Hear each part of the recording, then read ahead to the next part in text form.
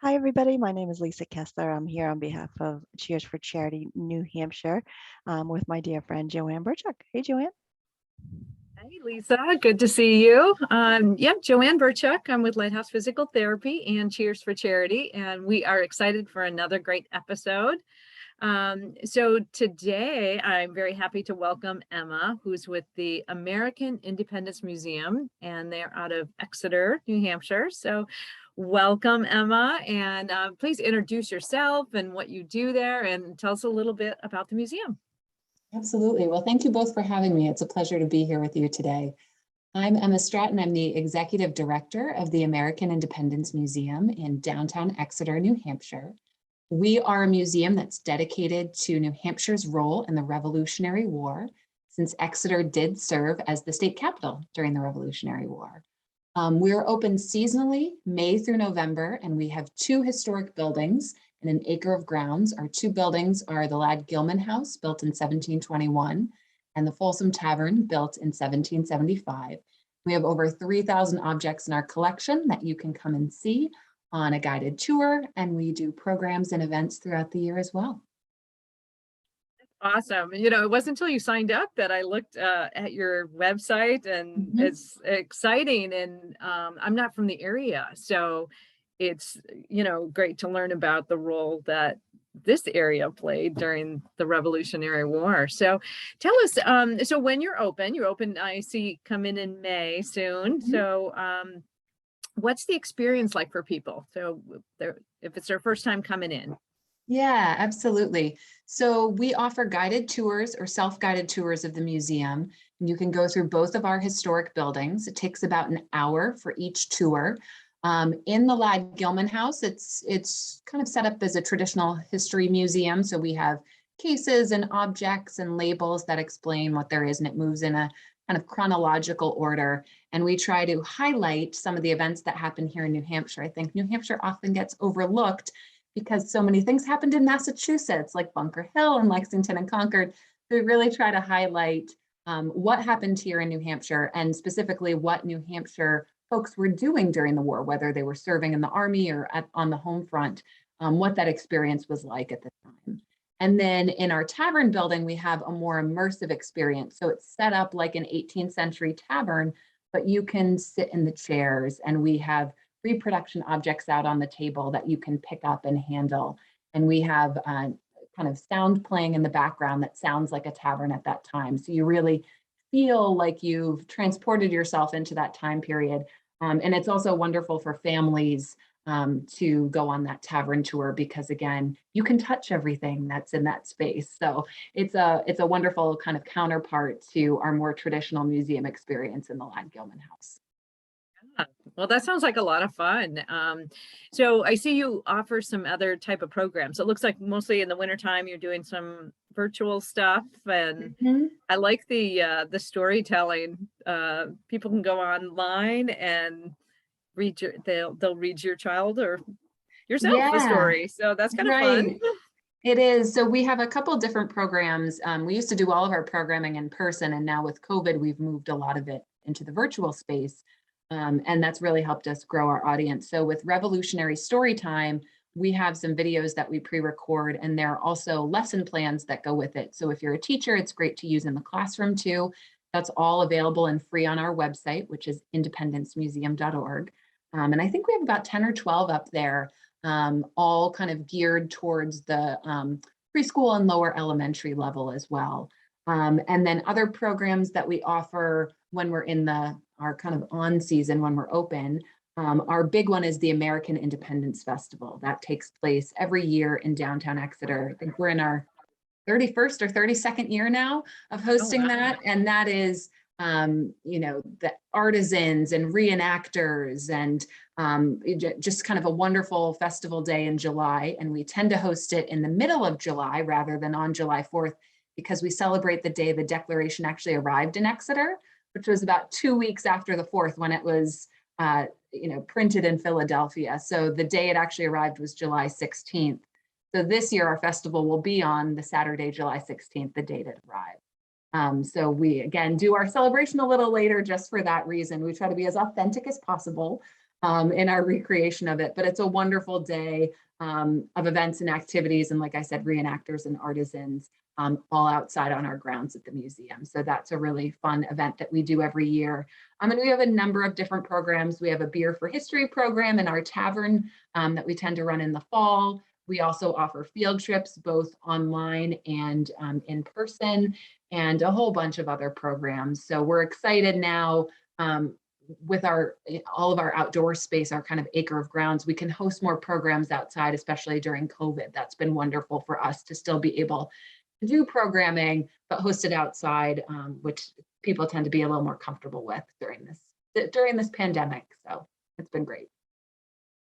Well, the festival sounds like fun. I'll have to put that on my calendar. And yet another piece of information I didn't know about the whole declaration. That's great. It sounds like it's going to a wealth of information there. Yeah, we have an original printing of the Declaration in our collection. So we really make that a highlight of the festival and of the experience at the museum as well. That's so interesting because everyone thinks that, the only way you can ever see the Declaration is if you go to DC, right? Like to see a copy in our own state, in our own backyard. Very cool. Yeah, and we have the only copy in New Hampshire, which is great. So it's the real gem of our collection. And the one that you would see down at the National Archives is the inscribed copy with all of the signatures, John Hancock's famous signature on it. And what we have is the original printing that was actually printed on the night of July 4th. So it doesn't have the signatures on it. It looks very different. But I always say it's kind of the original press release. They agreed to the Declaration of Independence and the wording of it in Philadelphia. And then, in 1776, how do you get the word out about it? There's no, as we tell the school kids, there's no internet. You can't, post it online. You can't send an email. So it had to go on horseback to all the commanding officers in the field, all the heads of the state governments, and over to England too. We had to let them know we were declaring our independence.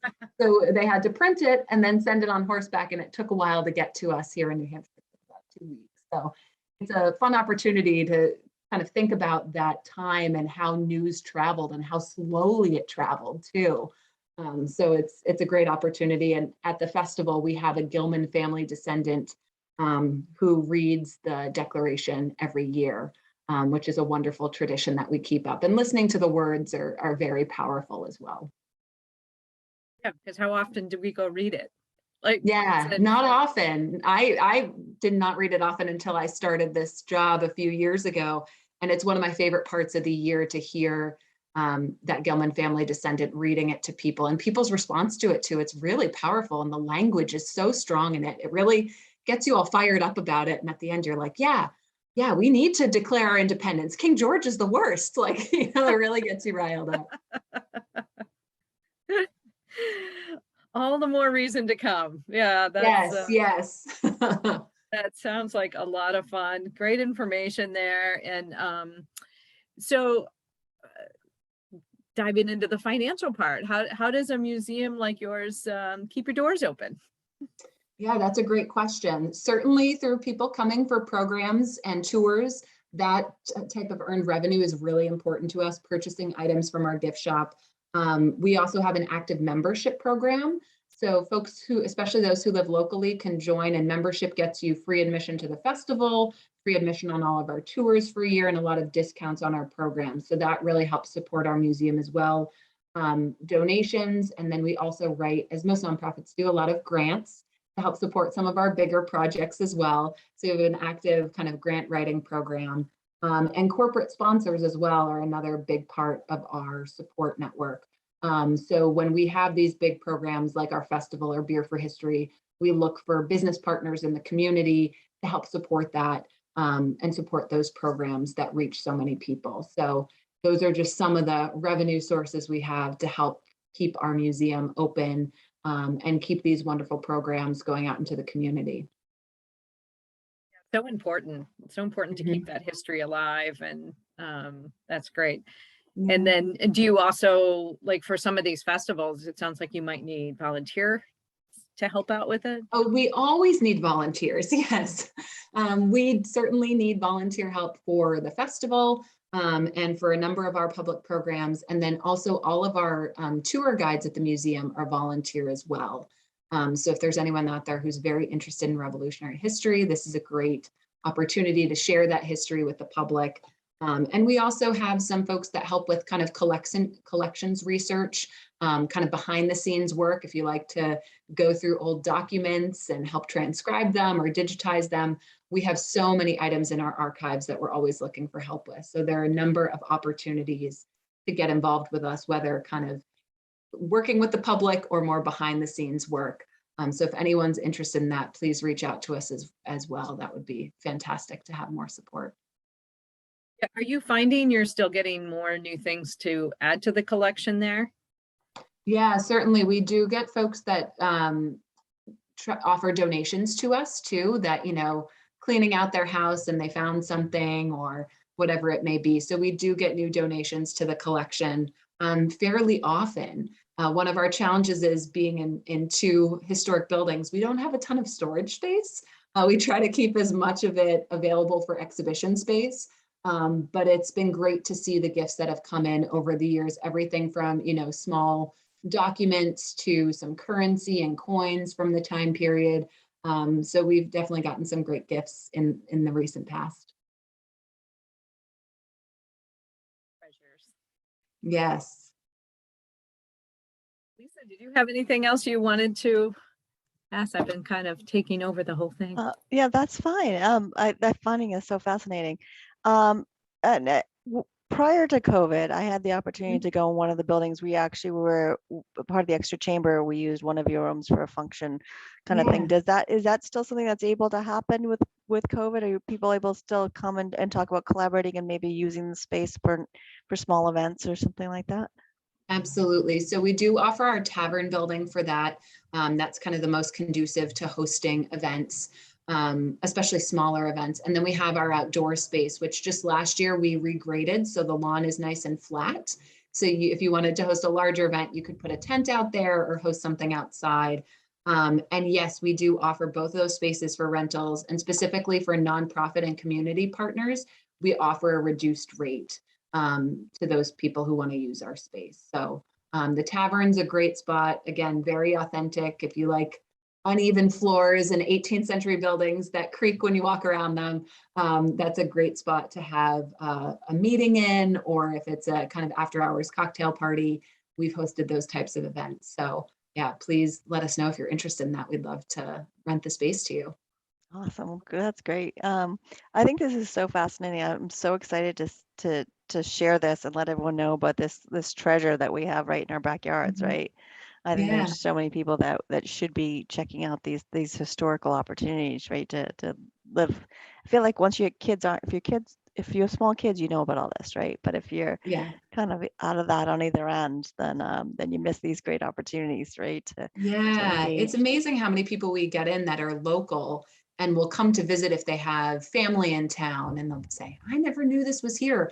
I never knew we were the state capital. And, you know, I didn't know we had a copy of the Declaration. So it's always nice to see those kind of light bulbs go off for people every time they come to visit. So it's nice for us to, you know, about half of our visitation is tourists from out of town, especially in the summer with everyone flocking to the beaches, and in the fall with everyone coming up north to see the foliage.